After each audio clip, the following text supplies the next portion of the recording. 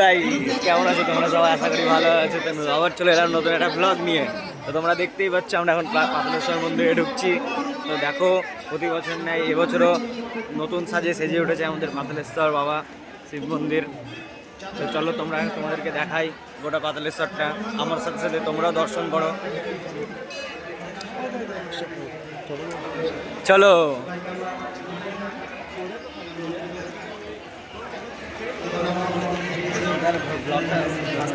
হ্যাঁ ফার্স্ট থেকে করতে হবে ঢোকার সময় থেকে। হ্যাঁ তখন ব্লগই তো করবো, ইনস্টাগ্রামে তো করবো, ইউটিউবে ভাইরাল হবে।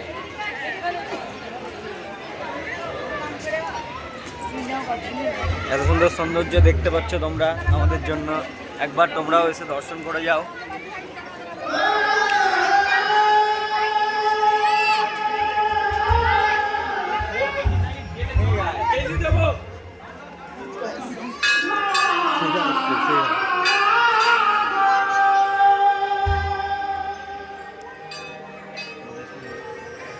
এটা হচ্ছে আমাদের পাতালেশ্বরের গণেশ মন্দির। তো তোমরা দেখতেই পাচ্ছ ছোট বাবা, এটা আমাদের গণপতি বাপ্পা, সবার প্রিয়। আসো তোমাদেরকে 12টা শিবলিঙ্গের দর্শন করায়। এটা হচ্ছে ভীমাশঙ্কর, এদিকে চলে আসো। এটা হচ্ছে কেদারনাথ, তারপরে একটা দেখো সোমনাথ, তারপর একটা বিশ্বনাথ, তারপর একটা হচ্ছে বিশ্বেশ্বর, তারপর একটা হচ্ছে মল্লিকার্জুন, তারপর এটা দেখো, এটা আমাদের নন্দী বাবা, নাগেশ্বর,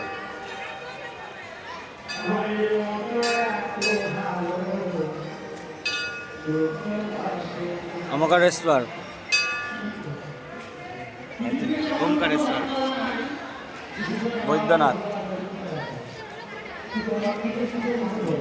এটা হচ্ছে মহাকালেশ্বর,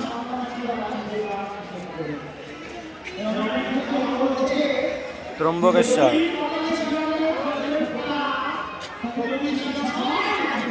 সবার শেষে আছে রামেশ্বর মন্দির। দেখতেই পাচ্ছ এত সুন্দর সৌন্দর্য, তোমরা সামনাসামনি না আসলে বুঝতে পারবে না। তাড়াতাড়ি চলে এসো, বেশি দেরি না করে।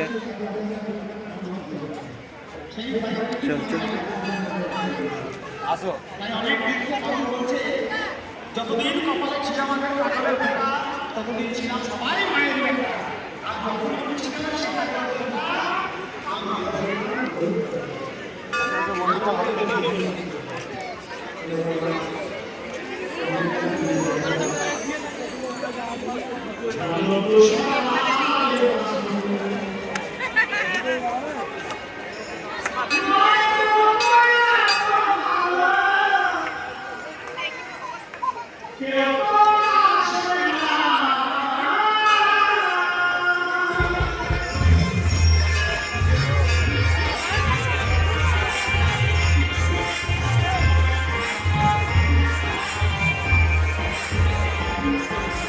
এটা হচ্ছে আমাদের মা মনসার মন্দির। তোমরা দেখতে পাচ্ছ খুব জাগ্রত এখানকার, আমাদের পাতালেশ্বর বাবার মতো খুবই জাগ্রত।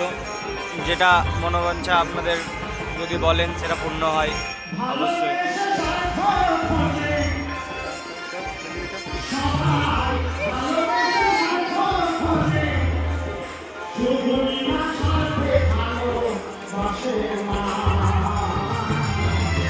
ভালো তো সবাই বাসে, মায়ের মতো এত ভালো কেউ তো বাসে না। ভালো তো সবাই বাসে, মায়ের মতো এত ভালো কেউ তো বাসে না।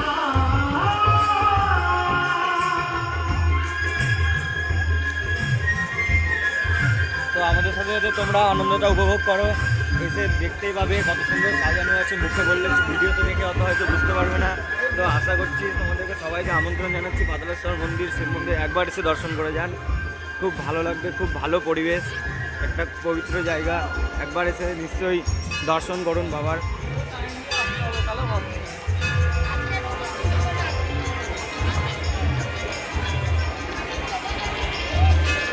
চল ভিতরে